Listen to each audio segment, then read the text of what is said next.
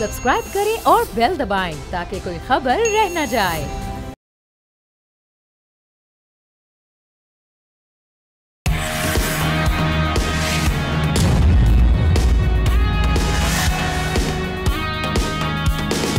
अस्सलाम वालेकुम, आप देख रहे हैं न्यूज़ पंच। मैं हूं आमना खटाना। आगाज़ करेंगे बलूचिस्तान में इस वक्त जो सूरत हाल है, फितनतुल हिंदुस्तान, उसकी दहशत गर्दी अब भी जारी है और जो वहाँ पर मासूम जाने हैं वो अपनी जानें वहाँ पर गंवा रहे हैं। जी हाँ, पाकिस्तानियों पर हम देख रहे हैं कि इस वक्त भारतीय प्रॉक्सीज जुल्म ढा रही हैं। बुध के रोज़ कराची से कोयटा जाने वाली मुसाफिर कोच पर मुसल्लह अफराद ने कलात के करीब अंधाधुंध फायरिंग कर दी, जिसके नतीजे में 3 मुसाफिर जाँ भाग हो गए और 7 से ज़ायद जख्मी हुए। बस में कवालों का ग्रुप सवार था जो हमले का निशाना बना। दहशत गर्दी में बच जाने वाले नदीम साबरी वाकया बयान करते हुए आबदीदा हो गए। उन्होंने कहा कि हम कवाल लोग हैं, हम तो लोगों को दुआएं देते हैं, हमें किस बात की सजा दी गई है। इस साल नाजरीन अगर हम बात करें ओवरऑल मजमूई तौर पर बलूचिस्तान में जो दहशत गर्दी के वाक़यात हैं उनमें 45% इजाफा हुआ है। मगर महकमा दाखिला बलूचिस्तान के मुताबिक जनवरी तक जून दर्जनों अफराद दहशत गर्दी का निशाना भी बने हैं। रवां साल के पहले 6 माह के दौरान दहशत गर्दी के 501 वाक़यात में 133 एहलकारों समेत 257 अफराद जाँ भाग, जबकि 238 एहलकारों समेत 492 अफराद जख्मी हुए हैं। हम कब तक इन भारत की प्रॉक्सीज हमलों को सिर्फ मजम्मत तक देखेंगे? इसका मुस्तकिल इलाज क्या है? इसी पर बात करने के लिए हमारे साथ सीनियर एनालिस्ट एहतशाम साहब हैं, स्पोक्स पर्सन गवर्नमेंट बलूचिस्तान हुकूमत के स्पोक्स पर्सन है, वो भी हमें ज्वाइन करेंगे। मैं एहतशाम साहब की जाने बढ़ूँगी। एहतशाम साहब, आपसे यही सवाल कि हम रोज़ाना बात तो कर रहे हैं, हमले फिर भी होते चले जा रहे हैं। ख़ास तौर पे बलूचिस्तान में ये जो मुसाफिर बस हैं या दूसरे सूबों से काम करने वाले लोग हैं उनको टारगेट किया जा रहा है। अब इसका मुस्तकिल इलाज क्या और किस हद तक आप समझ रहे हैं कि जो कोशिशें हैं वो वहाँ पर तसल्ली बख्श हैं? देखिए आमना, मेरा ख्याल है कोशिशें तो जितनी भी की जाएँ वो इतनी तसल्ली बख्श नहीं होंगी, क्योंकि जिस तरह का मॉन्स्टर का सामना दहशत गर्दी का हमें है और हिंदुस्तान की इन्वॉल्वमेंट जितनी बड़े वाज़ेह तौर पे सामने आ चुकी है, फिर आपने केपी में बलूचिस्तान में जिस तरीके से अलहदगी पसंद इंसर्जेंसी में इन्वॉल्व लोग जो हैं उनकी तादाद बढ़ी है, इसको देखने के लिए मेरा ख्याल लम्हा फ़िक्री है कि जहाँ हुकूमती सतह पे सिक्योरिटी के महाज पे जितनी पाकिस्तान की अफवाज और दूसरे अदारे कुर्बानियाँ दे रहे हैं, उसके साथ साथ जो बुनियादी सवालात जिसका जिक्र आप भी कर रही हैं और सारी दुनिया भी कर रही है कि नेशनल एक्शन प्लान के 20 पॉइंट में से अभी 7-8 पॉइंट रहते हैं जिनमें आपने देखा था सिलेबस चेंज करना था, वहाँ पे जिहादी तंजीमों के बारे में जो नया एक जिसको कहते हैं सिलेबस आना था, फिर मदारिस की रिफॉर्म्स होनी थी वो हो नहीं पा रही। और दूसरा ये कि बलूचिस्तान में तो आमना जो आप बता रही हैं 50% से ज़्यादा कहा जा रहा है कि सतह गुर्बत से नीचे लोग रह रहे हैं, बेरोज़गारी की इंतहा है, पढ़ाई लिखाई बिल्कुल नहीं है, हेल्थ का कोई निज़ाम नहीं है।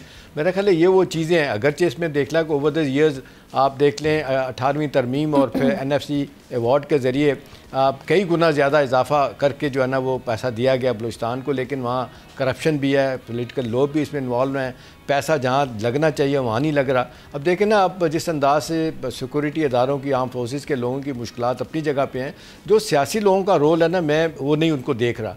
बलूचिस्तान असम्बली के MPA देख लें, एक ज़माने में तो आपको याद होगा कि 65 के 65 सिवाय एक आदमी के सरदार रिंद होते थे, बाकी सारे जो है ना वो कैबिनेट के वज़ीर थे। सारे कैबिनेट के वज़ीर बन के माल बनाते हैं, पैसे बनाते हैं, फ़ायदा उठाते हैं, लेकिन when it comes to providing any relief to the public वहाँ पे हमें कोई इनकी सपोर्ट नज़र नहीं आती। एक और चीज़ अभी आप बात कर रहे हैं, इस्लामाबाद नजर आते हैं, ये बड़ा एक अहम मामला है, लेकिन हम देखते हैं कि बहुत से लोग इस चीज़ को दिफा भी करते हैं। बहुत से एनालिस्ट भी अपना तजिया ये पेश कर रहे थे कि जी डायरेक्टली आप सिर्फ काइनेटिक जो एक्शन है उसी से मामला देखे जा सकते हैं। आप समझते हैं कि उसके वो नताइज निकल सकते हैं देर पा? लेकिन काइनेटिक और नॉन काइनेटिक दोनों मेरा ख्याल है ऑपरेशन जो है ना हमने जारी रखने पड़ेंगे। और ये नेशनल एक्शन प्लान के साथ साथ एक और बड़ा वाज़ेह तौर पे जो ट्रेंड समझ में आया ना वो ये है कि जिस तरीके से पब्लिक पढ़े लिखे लोगों को इन्वॉल्व किया जा रहा है, उधर से यूनिवर्सिटी में लोग, यानी पंजाब की मुख्तलिफ यूनिवर्सिटियों से लोग पढ़ के आते हैं और कहा जाता है कि वो BLM में शामिल हो रहे हैं, दूसरे इदारों में शामिल हो रहे हैं। इसको रोकने का तरीका यह है कि पढ़े लिखे लोगों को जॉब्स दिए जाएँ, उनको इनकरेज किया जाए कि वो बाकी जगहों पे जाएं और उससे फ़ायदा उठाएं अपनी पढ़ाई का। लेकिन इसके बरक्स क्योंकि इंसेंटिव बहुत ज़्यादा है, पैसा इतना ज़्यादा है, हिंदुस्तान जितना पैसा वहाँ पे लगा रहा है माजत के साथ, जितनी दहशतगर्द तंजीमें हैं और रॉ और मुसाद, उसके बाद बिल्कुल राइटली पॉइंट आउट आपने किया शुक्र है कि ईरान की साइड से कुछ एक जानिब हम इंसेंटिव ज़्यादा देते हैं, ये चीज़ें खत्म करने की ज़रूरत है। बिल्कुल, और इन महरूमियों को एड्रेस किए बगैर हम सिर्फ काइनेटिक एक्शन से वो नताइज मतलूबा हासिल नहीं कर सकते।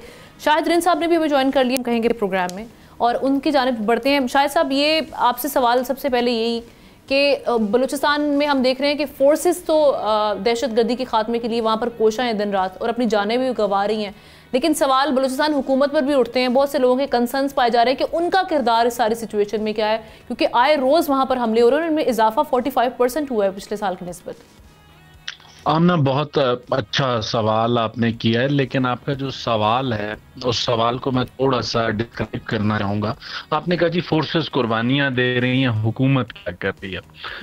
देखें, इस वक्त बलूचिस्तान में जो फोर्सेस दहशतगर्दी के खिलाफ बरसरे पैकार वो उनमें फ्रंटियर कोर बलूचिस्तान है, में लेवीज है, police counter terrorism department, special operations wing है। ये तमाम वो फोर्सेस हैं जो कि प्रोविंशियल गवर्नमेंट के अम्ब्रेला के नीचे काम कर रही हैं।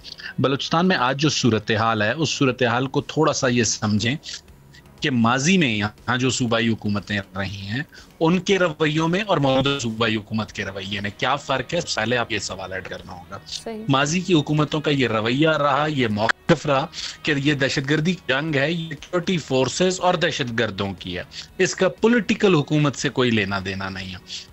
तीसरा पॉइंट ये कि माजी की यहाँ सूबाई हुकूमतों ने BYC जैसी तंजीमों के लिए उस वक्त के वज़राए आला ने असेंबली फ्लोर पे खड़े होकर कहा कि ये हमारे बच्चे हैं, जो कि उन तमाम दहशतगर्द तंजीमों की रिक्रूटमेंट का पहला फेज़ रही हैं वो तंजीमें जिन्हें बच्चे कहा गया।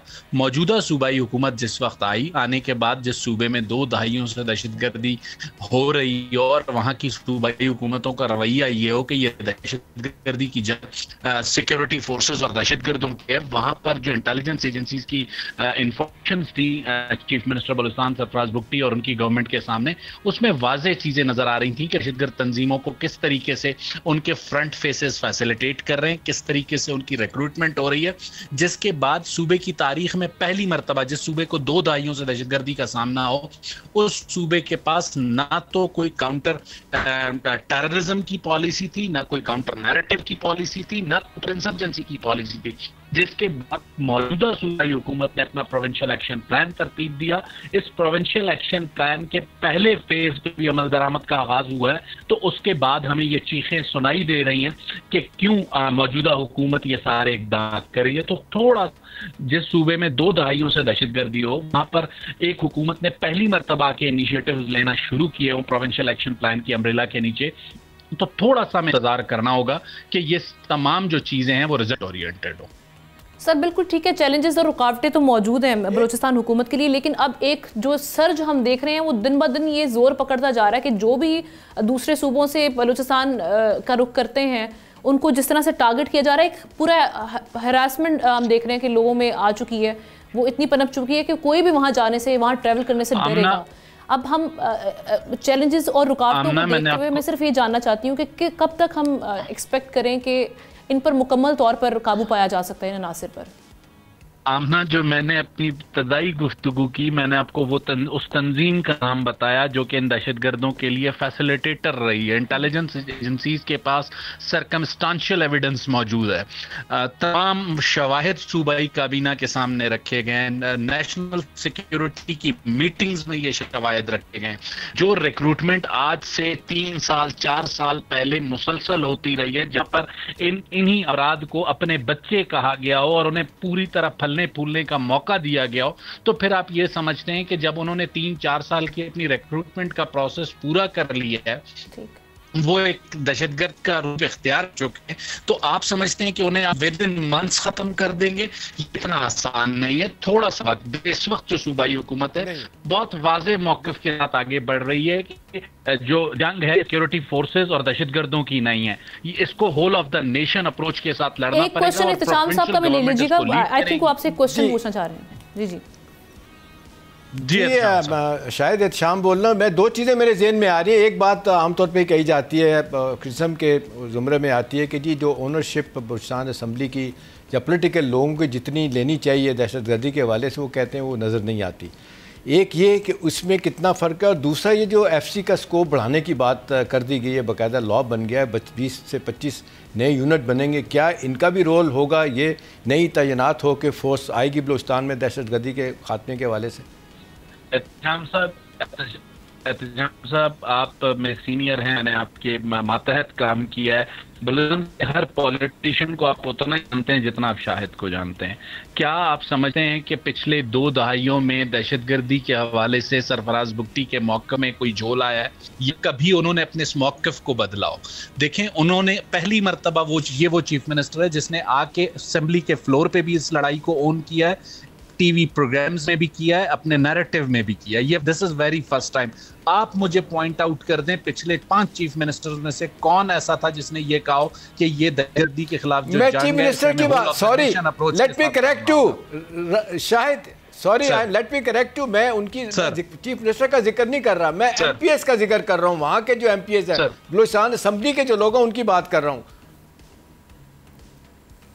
देखें साहब, मैं आपसे कहा जब गुज़िश्ता 2 दहाइयों में रवैयों में कोई तब्दीली ना आई हो और पहली मरतबा एक शख्स ने आकर कोशिश की और आज उसकी हुकूमत वो स्टैंड ले रही है, तो मेरा ख्याल है हम इसे जो कहते हैं बारिश का पहला कतरा ही कह लें, या फिर एटलीस्ट मंजिल ना सही लेकिन रास्ते का तयन तो हमने कर लिया है। अब इसके बाद थोड़ा सा लाजमी सी बात है, हमें पेशेंट्स का मुजाहरा करना होगा। और जो बात आपने एफसी के विंग्स की रेज करने की, पहली मर्तबा काउंटर टेररिज्म डिपार्टमेंट को स्ट्रेंथन करने के लिए एहतशाम साहब फेडरल पीएसडीपी में वो रकम रखी गई है ताकि उन्हें जो टेक्निकल इक्विपमेंट्स रिक्वायर्ड है इस जंग को लड़ने के लिए, जो उसकी इस्तेदादकार में इजाफे की जरूरत है, वो पहली मर्तबा मौजूदा सूबाई हुकूमत की तजवीज पर फेडरल गवर्नमेंट ने एलोकेट किए हैं वो पैसे फेडरल उसमें बजट में।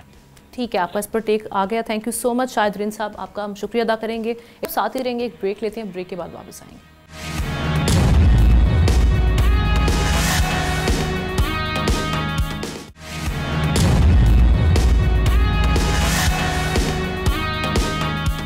कुछ मौसम की सूरत हाल की बात कर लेते हैं, जिसने हम देख रहे हैं कि बारिशों ने खासतौर पे मुल्क भर में तबाही इस वक्त मचाई हुई है।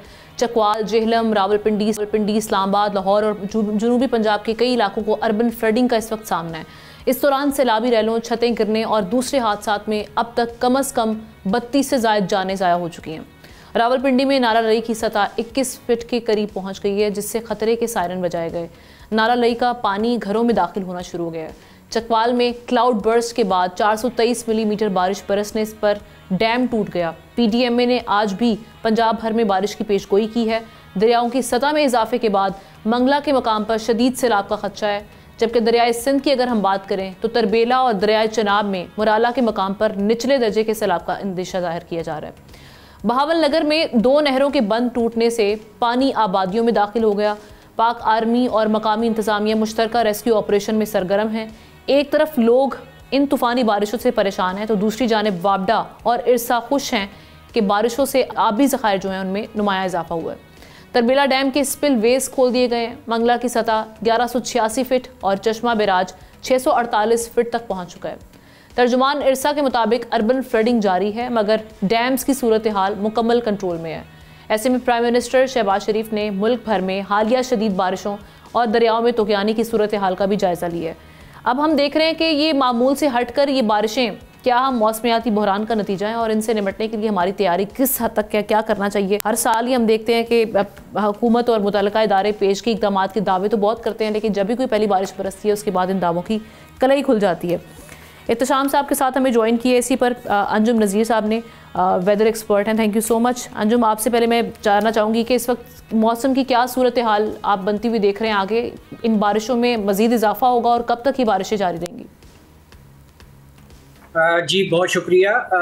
मुल्क के बालाई इलाकों, आप कह रहे हैं बालाई पंजाब और वस्ती पंजाब में, तो इसका सिलसिला अब आहिस्ता आहिस्ता कमज़ोर पड़ने जा रहा है। ताहम जो हमारे आने वाले 2 रोज़ के दौरान जो ईस्टर्न साइड है, north eastern side Lahore, Faisalabad वगैरह में मज़ीद बारिश के इम्कानात हैं।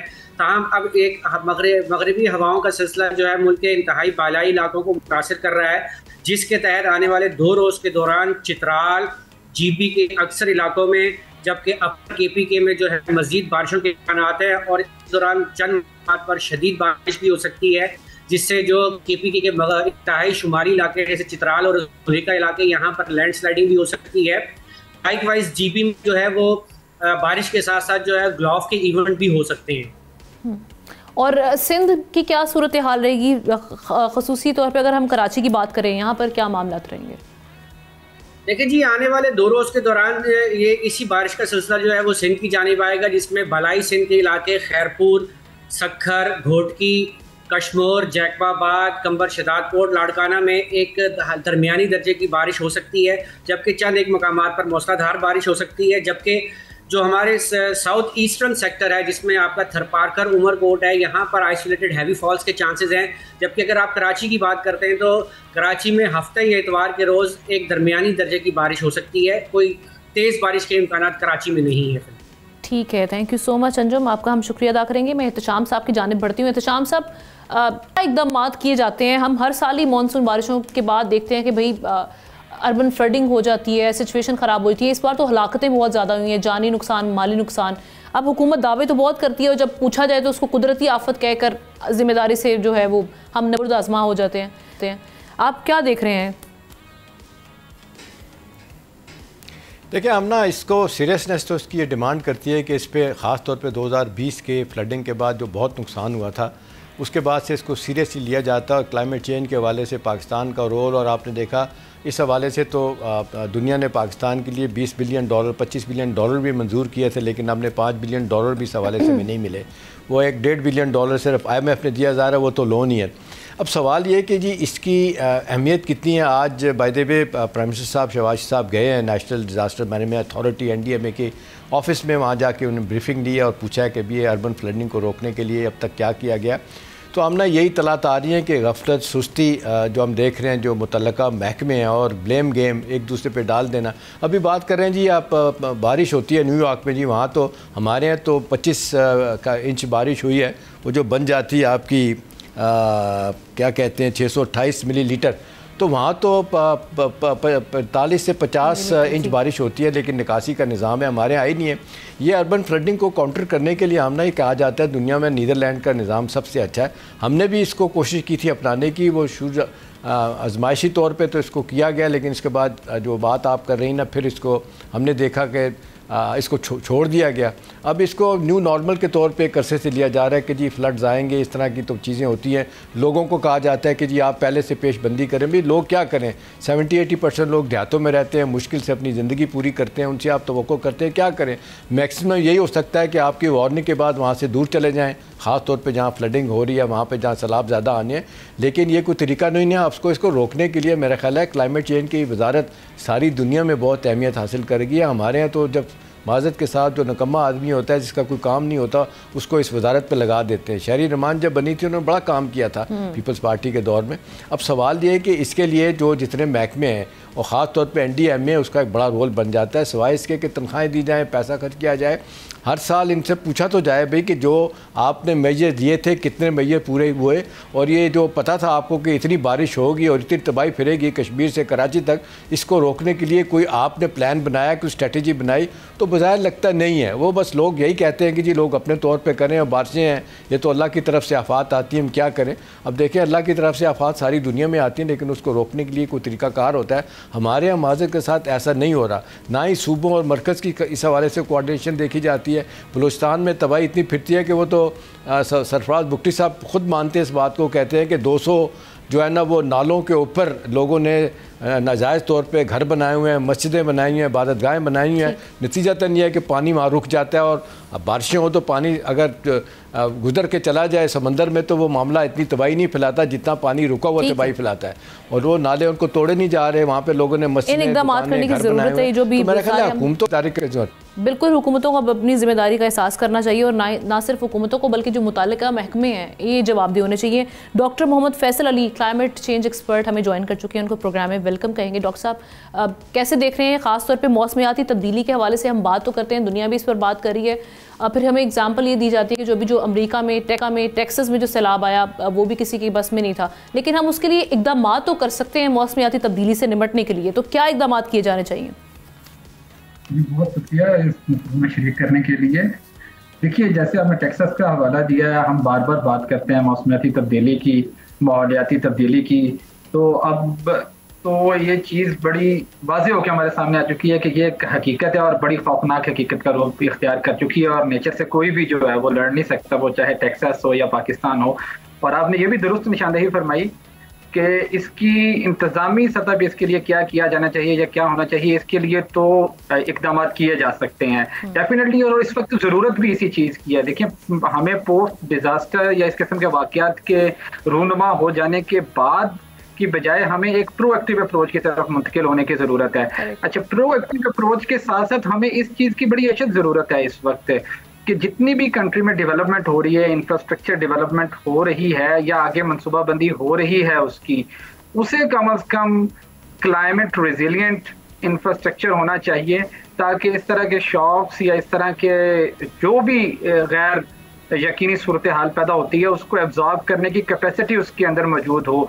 तो climate smart infrastructure development, climate smart planning, climate resilient planning, इन चीज़ों की तरफ हमें बड़ी अच्छे से तवज्जो करने की ज़रूरत होगी और इनकी तरफ निगाह भी करनी चाहिए, ताकि इस तरह की जो गैर यकीनी सूरत हाल है उसका अच्छी तरह से जो है वो उससे निपटा जा सके। अच्छा, अभी जो बजट हमारा भी आया है फिस्कल ईयर 25-26 का, इसमें आप समझते हैं कि सफिशिएंट था बजट? क्योंकि आपने भी देखा हुआ क्लाइमेट के हवाले से जो इन्होंने बजट सेट किया इस बार। अच्छा, ये बजट को सेट करते हुए आपको एक चीज़ ज़रूर मद्देनज़र रखनी चाहिए कि बजट जो है वो हमारी फिस्कल स्पेस के अकॉर्डिंग ही तरतीब दिए जाते हैं, उसी के लिहाज से जो है वो तरजीहात मुतय्यन की जाती हैं। क्योंकि पाकिस्तान की मुआशी सूरत हाल गुज़िश्ता कुछ बरसों में कुछ अच्छी नहीं थी, तो इसलिए हमारे पास फिस्कल स्पेस भी बड़ी लिमिटेड थी। हाँ, ये ज़रूर है कि इस बरस जो है वो क्लाइमेट अडाप्टेशन के लिए या डिफरेंट डैम्स के लिए जो है वो बजट को बढ़ाया गया है। अब क्योंकि इकोनॉमी की समत भी थोड़ी सी पॉजिटिव है, कुछ बेहतरी आ रही है, कुछ मुस्बत है और आइंदा भी इसमें मज़ीद बेहतरी की जो है वो उम्मीद इसके साथ जुड़ी हुई है। तो जो बजट वज़ा किए गए हैं इस वक्त की मौजूदा फिस्कल स्पेस के लिहाज से वो भी बहुत अच्छा है। और एक चीज़ ये भी है कि इस वक्त डेवलपमेंट प्लान में एनवायरनमेंट शामिल हो चुकी है गवर्नमेंट में। ज़रूरत ये है कि वो जो प्लानिंग में शामिल है, हमारी तरजीहात में क्लाइमेट चेंज या एनवायरनमेंट इस वक्त शामिल है, इवन जो फाइनेंसिंग की अपॉर्चुनिटीज़ हैं वो भी अब इसके साथ जुड़ी हुई हैं। तो इसको अमली सतह पर बड़ी क्विकली करने की ज़रूरत होगी, वगरना आज से 1.5 माह कबल हम। अच्छा डॉक्टर साहब, एक सवाल। जी इत्तेशाम साहब। डॉक्टर साहब, एक सवाल मेरे ज़हन में आ रहा है कि जितने बुरे तरीके से पाकिस्तान में जंगलात का खात्मा हो रहा है, जंगलों की कटाई हो रही है और हाउसिंग सोसाइटियाँ बन रही हैं, उसके साथ साथ आप देखते हैं इंडस्ट्री सेटअप हो रही है नहरी इलाकों में, आपके ख्याल में ये अब मज़ीद तबाही का सबब नहीं बन रही है हमारी क्लाइमेट चेंज के हवाले से? यहाँ बिल्कुल दुरुस्त निशानदेही फरमा रहे हैं। देखें, ये परेशानी की बात नहीं है सिर्फ कि हमारे डिफॉरेस्टेशन रेट ज़्यादा है, हम दरख्तों का कटाव बड़ी तेज़ी से कर रहे हैं, जंगलात बड़ी तेज़ी से ख़त्म कर रहे हैं। मसला इस चीज़ का भी है कि हमारी एफॉरेस्टेशन यानी जंगलात को लगाने की, दरख्तों को लगाने की जो आदात हैं वो भी उस नहीं है, दोनों सतह पे नहीं है, इंडिविजुअल सतह पे भी नहीं है, इंफरादी सतह पर भी नहीं है और इज्तिमाई सतह पर भी उस तरह से नहीं है। हमारी कम्युनिटीज़ क्यों नहीं इकट्ठी होकर जंगलात लगा लेती? ठीक है, तो इस तरफ तवज्जो देने की बहुत ज़रूरत होगी। वो भी एक सबब ज़रूर है, बल्कि इस तरह की गैर यकीनी सूरत हाल में, सैलाब में, बल्कि वो बहुत हद तक मुआवन रहते हैं उनकी इंटेंसिटी को कम करने में। तो इस तरफ तो ज़रूर तवज्जो दी जानी चाहिए। इसके साथ साथ आपको ये बारिशों का जो पानी है, जो आपने हाउसिंग सोसाइटीज़ की बात की है, इसको यहाँ पे लिंक करना चाहिए, कानून साजी होनी चाहिए। जब हाउसिंग सोसाइटीज़ बन रही हैं तो उन हाउसिंग सोसाइटीज़ में वाटर सिंकिंग पार्क बनाए जाएं, या जो बारिशों का पानी है आ रहा है इसको किसी तरह से कोई तालाबों की सूरत में, कुओं की सूरत में इसको इस्तेमाल में लाया जाए।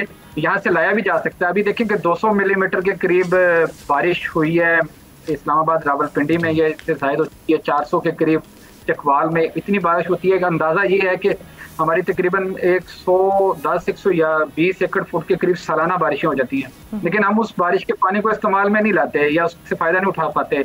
वो पानी हमारा या तो बुखारात की सूरत में वापस उड़ जाता है या नदियों नालों में इसी तरह से। लेकिन इस बार तो हमने भी, आज की न्यूज़ है, अबाबडा और इरसा इसको एक अपॉर्चुनिटी समझ रहे हैं और वो ये कह रहे हैं कि हम रेडी हैं वाटर स्टोरेज के लिए। जो डैम्स हैं इस वक्त उसमें इतनी कैपेसिटी है। डैम्स के साथ साथ देखिए हमारा जो पानी इस्तेमाल हो रहा है, अब आपके भी इल्म में होगा, ग्राउंड वाटर बड़ी तेजी से डिप्लीट हो रहा है। तो ये सिर्फ डैमों की हद तक इस पानी को स्टोरेज करने की जरूरत नहीं होगी, इसको हर सतह पे हमें डिस्ट्रिक्ट लेवल पे भी इसकी प्लानिंग होनी चाहिए कि शहरों के अंदर, जिस तरह से मैंने अभी हाउसिंग सोसाइटीज़ की बात की है, हाउसिंग सोसाइटी डिस्ट्रिक्ट्स आपको पूरे जोन्स बनाने चाहिए इसकी, ताकि हर जगह पे पानी जो है वो स्टोर किया जा सके। और उसको जो वो स्टोर होगा, देखिए पुराने दौर में या ऐसे कुछ अर्सा कबल तक हमें अपने देहात में भी तालाब नजर आते थे, सिम के सेंटर्स में यहाँ पे पानी स्टोर किए जाते थे। तो अभी इसको थोड़ा सा एक्सपेंड करने की जरूरत है ताकि ग्राउंड वाटर लेवल जो है वो हमारा अप हो। अच्छा डॉक्टर साहब, साहब एक चीज़ और बताइएगा, हमारे जैसे मुल्कों में डॉक्टर साहब जहाँ पे पैसे की कमी है, वसाइल की कमी है, हमने देखा थर्ड वर्ल्ड कंट्रीज़ में बहुत जिसको कामयाब तजर्बे किए गए क्लाइमेट चेंज के हवाले से पब्लिक प्राइवेट पार्टनरशिप, इसमें मैंने देखा है कि बहुत सी जगहों पे कारोबारी लोगों ने भी, पैसे वाले लोगों ने भी हिस्सा डाला, कुछ हुकूमती सतह पे भी फंडिंग आई। आप नहीं समझते कि वसाइल की कमी होने की वजह से हमारा public private partnership climate change के हवाले से अर्बन फ्लडिंग को रोकने के लिए आपको कुछ तरीकाकार अडॉप्ट होना चाहिए? बिल्कुल होना चाहिए, बल्कि इस वक्त की स्पेस में तो सबसे अच्छा ऑप्शन ये होगा पब्लिक प्राइवेट पार्टनरशिप के जरिए से हो, और एक कारपोरेट रिस्पॉन्सिबिलिटी भी लगानी चाहिए। देखिए जो हमारा हाउस होल्ड के यूज का जो वाटर है वो इंडस्ट्रियल वाटर के खराब होने की वजह से उससे कितनी बीमारियां मुंतकिल होती हैं। ये कारपोरेट रिस्पॉन्सिबिलिटी एक तो हम इंडस्ट्रीज के ऊपर भी डालें कि जनाब आप अपना वाटर जो है वो उसको क्लीन करें, उसको रिसाइकिल करें ताकि वो रीयूज भी हो सके। सेकंड जो है इसको एक्सपैंड करें, इसके दायरा कार को सबके ऊपर एक तो लाजमी कर दिया जाए कि ये रिसाइकलिंग वो करें, और दूसरा पब्लिक प्राइवेट पार्टनरशिप के जरिए से जो मुख्तलिफ जगहों पे ऑप्शंस क्रिएट किए जा सकते हैं वाटर की स्टोरेज के बड़े पैमाने पर और उसको रीयूज करने के। ठीक है, वो बहुत से इकदाम किए जा सकते हैं, लेकिन वी होप कि गवर्नमेंट इसको अपनी प्रायोरिटी बेसिस पे इन चीज़ों को देखे। Thank you so much doctor Mohammad Ehteshamul Haq sahab, दोनों का हम शुक्रिया अदा करते हैं। ब्रेक लेते हैं, ब्रेक के बाद वापस आएंगे, एक और अहम स्टोरी है उस पर हम डिस्कस करेंगे।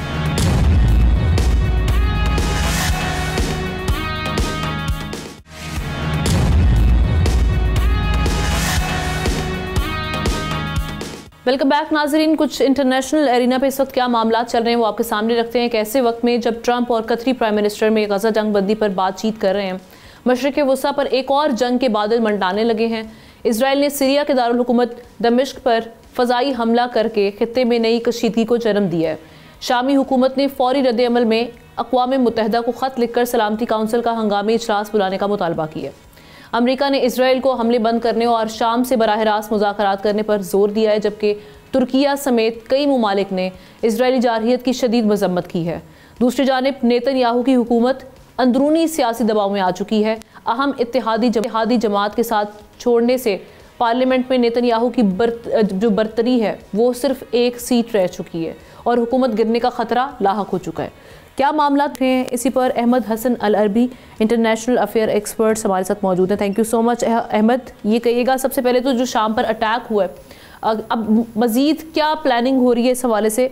साथ ही साथ जो हम देख रहे हैं कि सीरियन प्रेसिडेंट का जो बयान आया स्टेटमेंट, वो ये कह रहे हैं कि इसराइल के साथ खुली जंग का ऑप्शन मौजूद था, लेकिन सऊदी अरेबिया, अमेरिका और तुर्की की जानिब से जो इसमें मीडिएशन का कहा गया और ये एक खित्ते को नामालूम किस्मत से हमने बचा लिया उन्होंने, इन ममालिक ने, तो इसको किस तरह से देख रहे हैं इस स्टेटमेंट को? जी बहुत शुक्रिया। देखें, जहाँ तक सीरिया का ताल्लुक है, 1984 का जो ऑडिट यीनॉन का यीनॉन प्लान था उसमें कैटेगोरिकली उन्होंने डिटेल्स लिखी हुई हैं कि उन्होंने सीरिया को लेके इसराइल के फॉरेन पॉलिसी ऑब्जेक्टिव्स क्या हैं। अभी पिछले दिनों भी आपने देखा कि सीज़ फायर की बात हो रही थी गज़ा में, मिडल ईस्ट के अंदर सीज़ फायर की बात हो रही थी। अमेरिका कोशिश कर रहा था कि किसी तरीके से कोई मॉडल इसराइल को दे दिया जाए कि इसराइल अपने फॉरेन पॉलिसी ऑब्जेक्टिव्स भी अचीव कर ले और अमेरिका इस जंग के अंदर शामिल भी ना हो और अमेरिका अपने रिसोर्सेज को बचा ले जो वो इसराइल के लिए लड़ी जाने वाली जंगों के अंदर वेस्ट कर रहा है। और उस वक्त 2 स्टेट सोल्यूशन की बात भी हो रही थी, अब्राहम अकॉर्ड्स की बात भी हो रही थी, और उस वक्त से भी मैं आपके साथ भी शो उस वक्त भी किया था और उस वक्त भी ये बात कही थी कि जब तक इसराइल अपने बॉर्डर्स को डिफाइन नहीं करता कि ये मेरे बॉर्डर हैं, Israel is the only country in the world जिसके बॉर्डर्स डिफाइन नहीं है। अभी भी हम बात कर रहे हैं तो इसराइल के बॉर्डर्स इंक्रीज कर रहे हैं। तो जब तक वो डिफाइन नहीं करता अपने बॉर्डर्स को, तब तक किसी भी किस्म का सोल्यूशन मिडिल ईस्ट में नहीं हो सकता। और इसराइल ने कैटेगोरिकली ये बात कर दी है कि मैं अपने बॉर्डर्स को डिफाइन नहीं करूंगा, यानी कि जो ग्रेटर इसराइल का प्रोजेक्ट है उसको उन्होंने अचीव करना ही करना है, क्योंकि इसराइली थिंकर्स को ये लगता है कि अगर ग्रेटर इसराइल को आप इक्वेशन से निकाल देंगे तो फिर पूरी दुनिया, पूरे यूरोप से जो यहूदियों को लाके इन्होंने इसराइल में आबाद किया, उनके पास कोई वजह नहीं बचती इसराइल के सहरा में रहने की। जब तक प्रोजेक्ट इसराइल जो है वो उसको इसराइल गारंटी नहीं देता कि वो अपने बॉर्डर्स को डिफाइन करे, वो करने के लिए वो तैयार ही नहीं है। उस वक्त तो फिर ये जो ट्रंप साहब की अभी कतरी प्राइम मिनिस्टर के साथ मुलाकात और सीज फायर से मुतालिक बातचीत, इसका मतलब है फिर हम ये इससे ये एज्यूम कर लें कि जो सदर ट्रंप हैं वो भी इन मुज़ाकरात के लिए संजीदा नहीं है, ये जंग बंदी के लिए, मुकम्मल जंग बंदी के लिए, ताकि आगे इस तरह के हालात ना बने। जी मैं आपसे वही अर्ज कर रहा हूँ, इसको थोड़ा सा आप इसको देखें। अभी हर चीज हाइपोथेटिकल है। जो बात अभी मैंने आपसे की बॉर्डर्स को डिफाइन करने वाली, वो भी हाइपोथेटिकल है। जो सीज फायर की बात है वो भी हाइपोथेटिकल है। जो 2 स्टेट सोल्यूशन है वो भी हाइपोथेटिकल है। जो इसराइल का मुकम्मल इनखला है मिडिल ईस्ट से, सारा कुछ हाइपोथेटिकल है।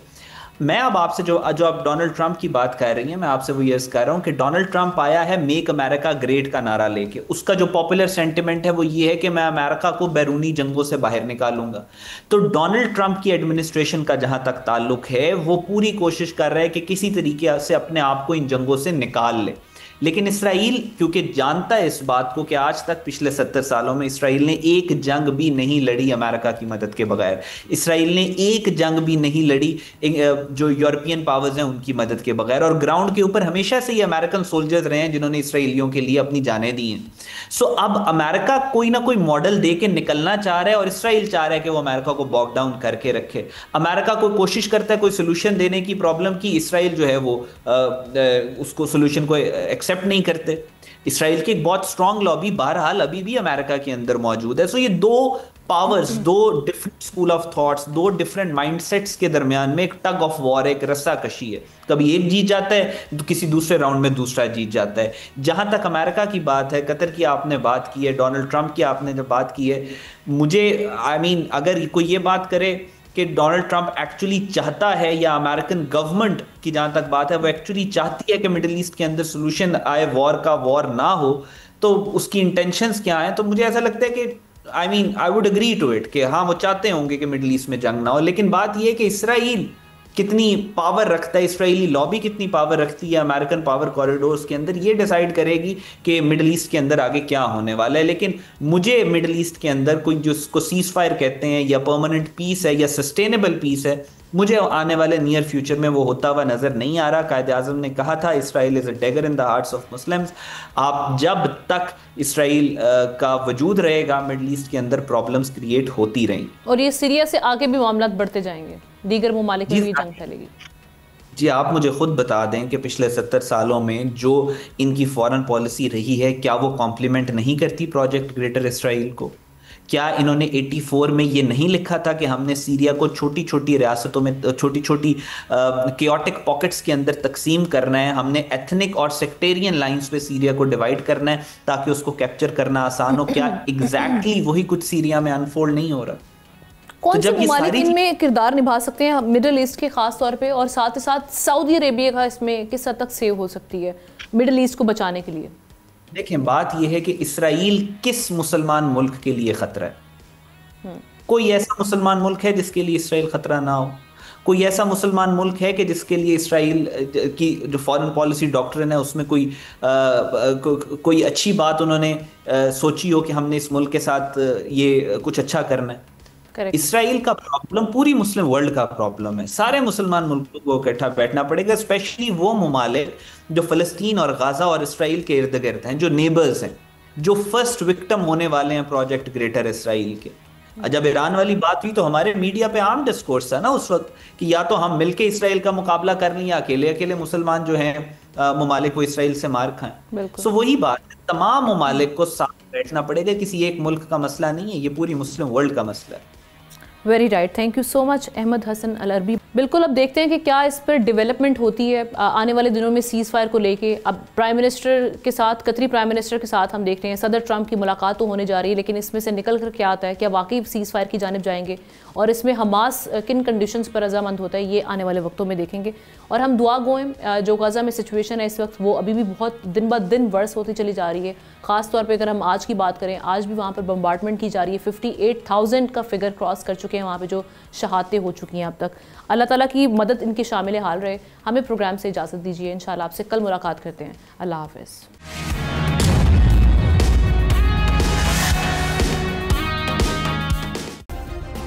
सब्सक्राइब करें और बेल दबाएं ताकि कोई खबर रह न जाए।